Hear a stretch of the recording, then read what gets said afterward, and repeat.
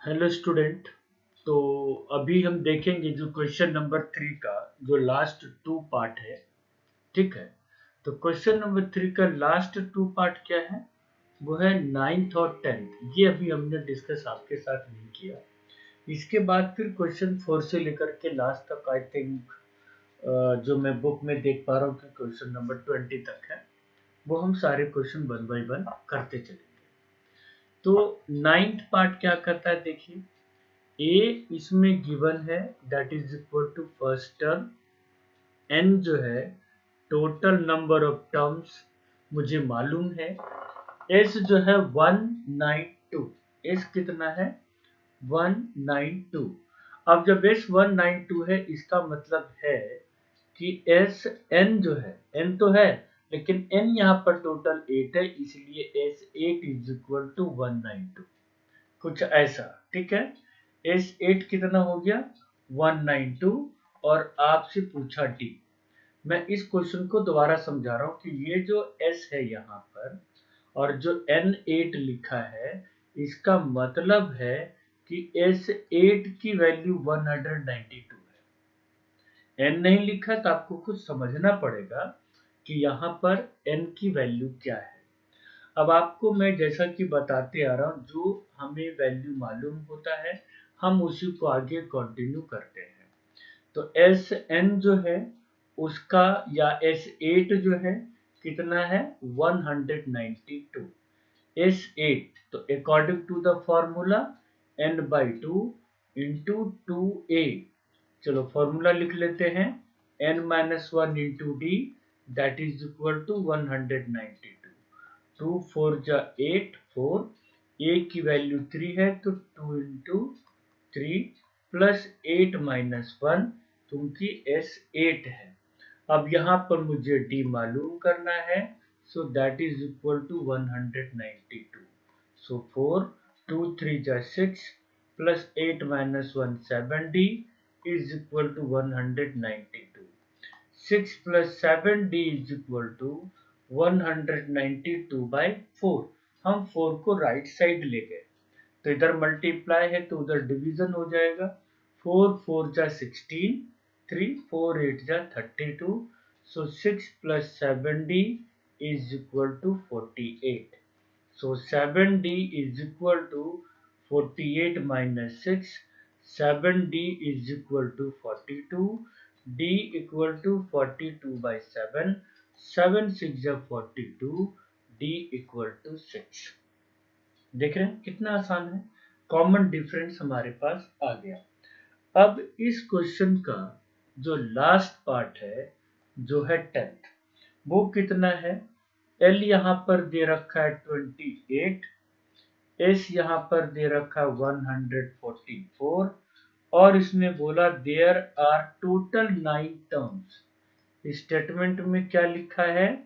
There are total 9 terms.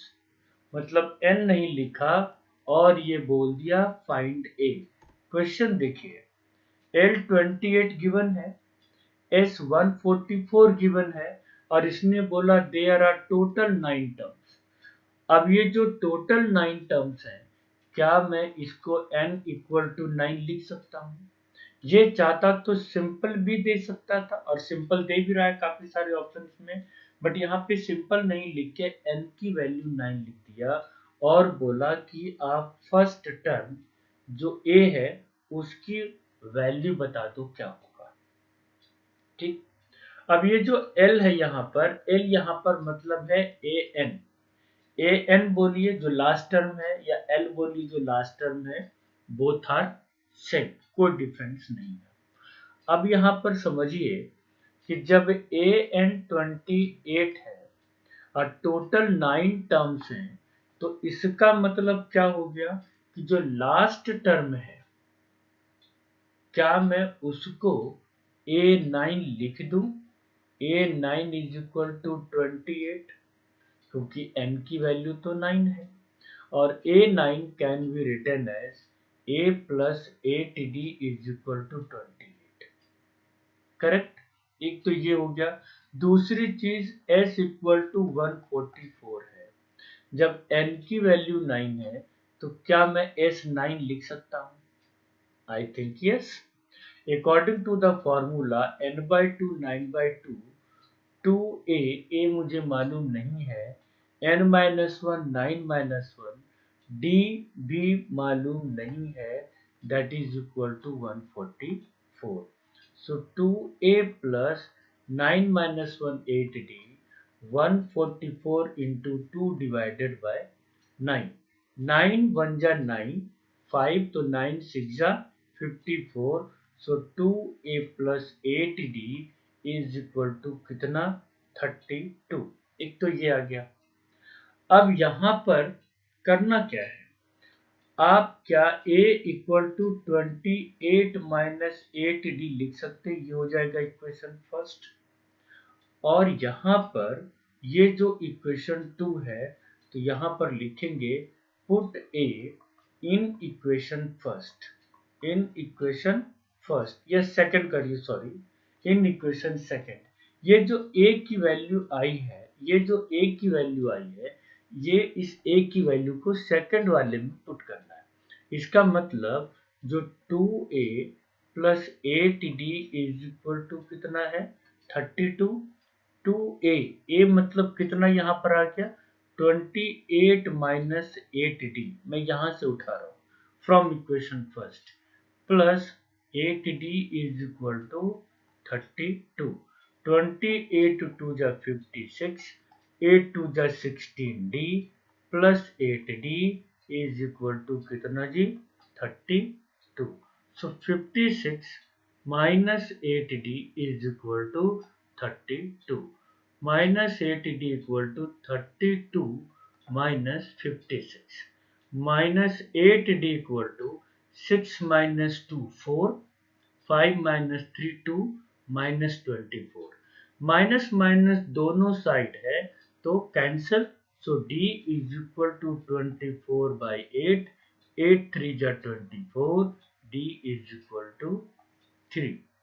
लेकिन आपसे d पूछा नहीं, आपसे पूछा है फाइंड ए। तो इस d की वैल्यू क्या मैं इक्वेशन फर्स्ट में पुट कर सकता हूँ? यस सर, कर सकते हैं। तो हम क्या करेंगे, यहाँ पर लिखेंगे put d in equation first. और इक्वेशन फर्स्ट कितना है? a equal to 28 minus 8d। क्या है? a equal to 28 minus 8d, a equal to 28 minus 8d। तो d की वैल्यू कितना आ गया जी? 3।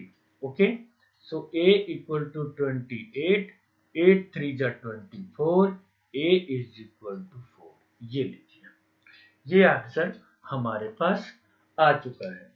तो अभी जो हमने आपके साथ डिस्कस किया एक्सरसाइज 5.3 का क्वेश्चन नंबर 3 का last part, it means 10th part. तो अभी हमने ये 2 पार्ट आपके साथ डिस्कस हो गया। इसके साथ मैं ये बोल सकता हूँ कि क्वेश्चन नंबर 3 के सारे parts complete. Okay, thank you.